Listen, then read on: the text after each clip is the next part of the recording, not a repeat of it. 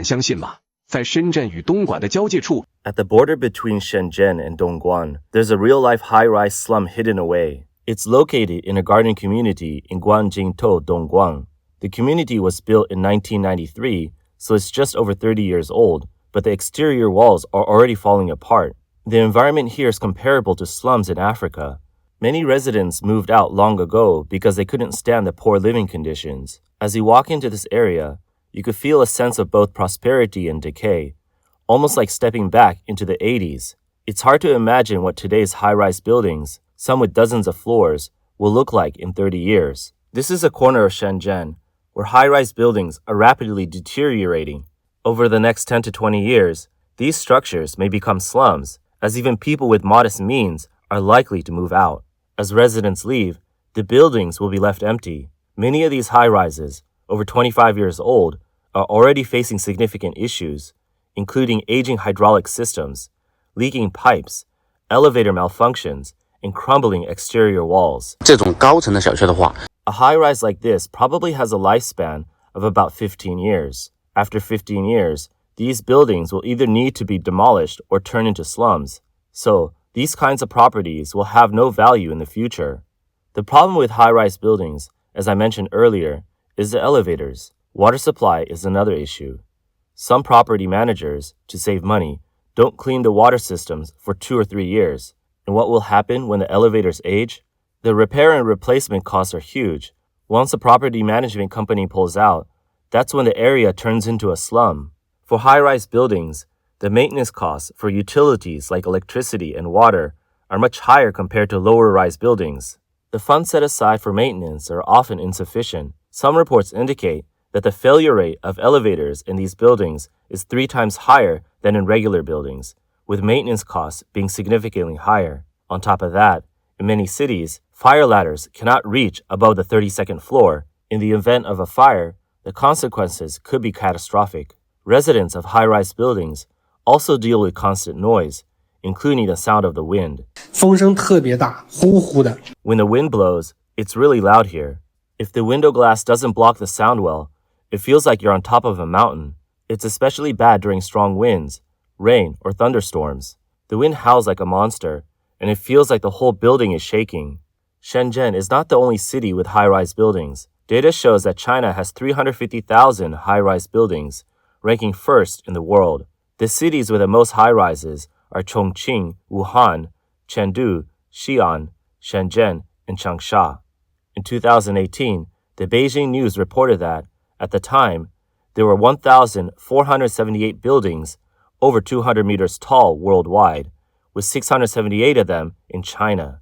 These high-rise buildings are a symbol of China's urbanization process, but they also represent a major flaw. When the buildings were first constructed, they were modern and impressive, which seemed like a good thing. But over time, the hidden issues have become more apparent, and maintenance costs are extremely high. People will naturally move away from these homes, which increases the likelihood of these high-rise buildings becoming slums. Shenzhen has already seen the high-rise slum phenomenon and is now facing another challenge during its urbanization, the rise of many urban villages. Scholars believe that urban villages are a distinct form of slums unique to China. Urban villages develop slowly and lack the infrastructure of more urbanized areas, yet they have not yet reached the level of rural areas. Hello, 大家好，浪子走中国。 A TikToker posted a video revealing the current state of Guantian village in Shiyan town. This is the situation in this urban village. I can't believe this village inside Shenzhen. The foot massage places, even the foot spas, have no business. Behind me, there are all these brand new buildings, and then there are unfinished buildings. There are still so many houses with tiled roofs here. It's hard to believe you could see tiled roofs in Shenzhen, but only in Shiyan town. These are probably old homes that haven't been demolished. Many young people set up street stalls for a living. Without low-end manufacturing, life is still really tough for the working class. Over there are high-end goods stores, and here we have the urban village. The poor and the rich are separated by just a street. On the other side, with a subway opening, they built supporting real estate projects, supermarkets like Tianhong. Over here, we have the new city mall. There are almost no factories left, only service industries. Service jobs have age limits, and the pay is low. There's no environment for poor people to survive anymore. A lot of young people end up delivering food. For many of them, food delivery is a final option. Urban villages, like those in Shenzhen, can also be found in other cities across China. Cities such as Beijing, Tianjin, Chongqing, Wuhan, and Guangzhou all have urban villages. Urban villages typically lack unified planning and management, with mostly low-rise, crowded, illegal buildings. The environment is dirty and chaotic, with mixed foot traffic, poor security, inadequate infrastructure, and a lack of integration into the urban management system, making them a blind spot for city authorities. The video shows a narrow street in the Jinzan urban village in Beijing. Look, even the emergency vehicles can't get through. If there's a fire, you're just out of luck. In the video, an elderly resident living in an urban village shares his life experience. How do you feel about living in this village? Well, if you're an ordinary person, you either work and eat, or if you don't work, you can't eat. It's pretty much like begging. To address the issue of urban villages, what action has the Chinese government taken? The CCP has launched a movement called Realizing Urban Renewal, which included the rural reconstruction movement to tackle this problem. The initiative first began in Guangdong in 2009, but over the past 15 years, progress has been slow due to ongoing disputes over rights protection. In April 2023, a meeting of the CCP's Politburo proposed advancing the transformation of urban villages in megacities. There are more than 4,400 urban villages in China's 8 megacities, with about 55.5 million residents. In November last year, the Ministry of Housing and Urban Rural Development and the Ministry of Finance jointly issued a notice urging local governments to speed up the implementation of urban village renovations. The scope of support for the old renovation policy has expanded from the initial 35 cities to nearly 300 cities at the prefecture level or above. In January 2025, progress was reported across the nation. Local governments in 31 provinces have recently released rural reconstruction plans, with Guangzhou announcing 52 projects that will be fast-tracked. However, behind the government's plans and publicity, many ongoing urban village renovation projects have encountered difficulties. In a February report, Voice of America noted that the Chinese government's heavily promoted urban village renovation plan was once seen as a major engine for boosting the real estate market and revitalizing local economies. But with the economic downturn, tightening public finances, and growing resistance to demolition, several renovation projects have been delayed or brought to a halt. A resident of a town in Guangzhou's Panyu district, identified by the pseudonym Lu Zheng, shared that 2 villages in his area were originally included in the renovation plans, but after doing the math, villagers realized the compensation would leave them at a loss. Coupled with economic slowdown, the project was suspended. The government made no announcements or follow-up moves. Villagers who had been receiving living subsidies stopped getting support and moved back into their original homes. The demolition hadn't even started before the project was shelved.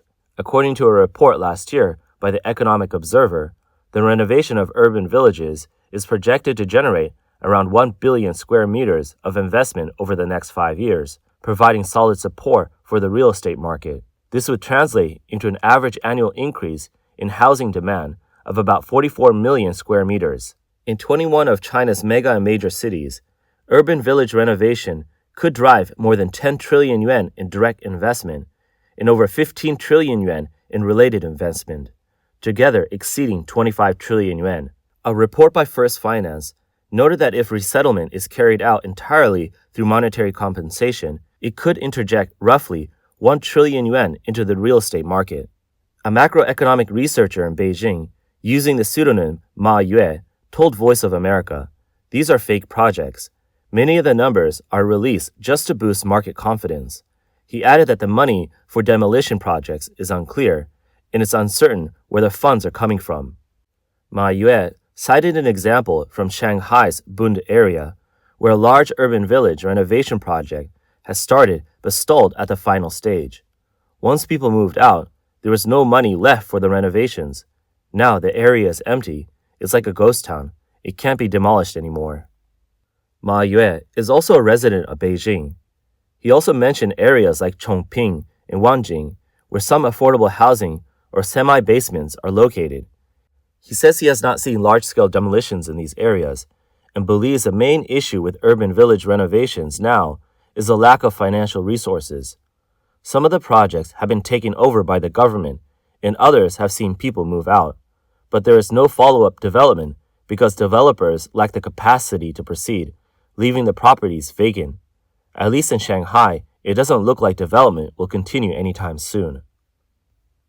Urban villages are a unique phenomenon in China's urbanization process. In fact, many parts of the world have experienced urbanization. This refers to the process where populations and industries gather in cities and rural areas transform into urban areas or towns. From the mid-18th century to the mid-20th century, Western countries especially achieved urbanization, with the urban population making up 70 to 90% of the total population. Since the 1960s, developed countries have experienced suburbanization and deurbanization, with large numbers of people moving from city centers to suburban and rural areas. Advances in transportation made suburban migration possible. According to the United Nations, in 1950, 70% of the world's population lived in rural areas, while 30% lived in cities. By 2050, it is projected that 70% will live in cities and 30% in rural areas. But China's urbanization process differs greatly from that of the West. Chair Professor Frank Tianxie at the University of South Carolina, Aiken, has written about the contrast between urbanization in China and in the West. He pointed out that the key difference is that China's urbanization is driven by government ambition, while in the West, it was shaped by individual choice. In the early 1980s, China began implementing a system that allowed prefecture-level cities to manage counties, which led a rapid increase in the number of such cities. By the mid-1980s, policies to dissolve communes and establish townships sharply raised the number of towns and county-level cities. Although official data reported an urbanization rate of 51% by 2011, China's urbanization is often regarded as pseudo-urbanization when compared with other countries.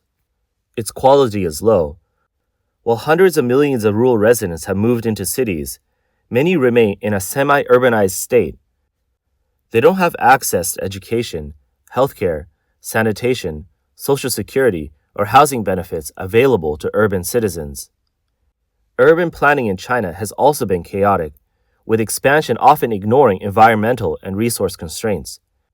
Out of more than 600 cities in China, over 400 face water shortages, and 100 suffer from severe scarcity. Urbanization has brought growing problems, including environmental degradation, traffic congestion, soaring rents, and rising unemployment. In the United States, urbanization accelerated after the Civil War. Cities expanded rapidly, driven by skyscraper construction and transportation development. In 1870, only 2 cities had populations over 500,000. By 1900, that number had grown to 6, including New York, Chicago, and Philadelphia, each with over 1 million people.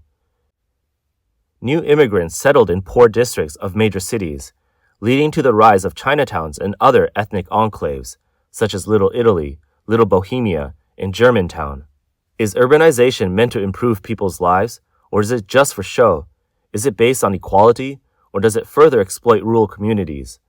Is its rapid pace aimed at boosting officials' political achievements, or is it a sound path for social development? Is urbanization truly an engine of economic growth? Frank Tianxie argues that these questions highlight the fundamental differences between urbanization in China and the United States. Urbanization is not necessarily a driver of economic growth. Many Latin American and South Asian countries have experienced stagnant economies despite rising urbanization rates. Urbanization is often the result of industrialization, but it's not always a source of growth itself. As urbanization advances, large numbers of rural residents are moving into cities. But China lacks sufficient capacity to absorb this growing workforce. At the same time, the economy is weakening, global supply chains are leaving China, Chinese businesses are closing down, and even local and foreign companies are relocating, leaving few job opportunities. Dr. Jason, a senior commentator on China, told foreign media that urbanization in the West, including Western Europe and the US, took place naturally over 2 centuries of economic development. In the East, countries like Japan and South Korea urbanized during their post-war economic booms. At the beginning of its rule, the Chinese Communist Party imposed a rigid household registration system that split the population into urban and rural groups. It even pursued anti-urbanization policies. During the Cultural Revolution, an entire generation was sent to the countryside to become farmers. These decisions were made to achieve political goals and address employment challenges despite violating economic principles.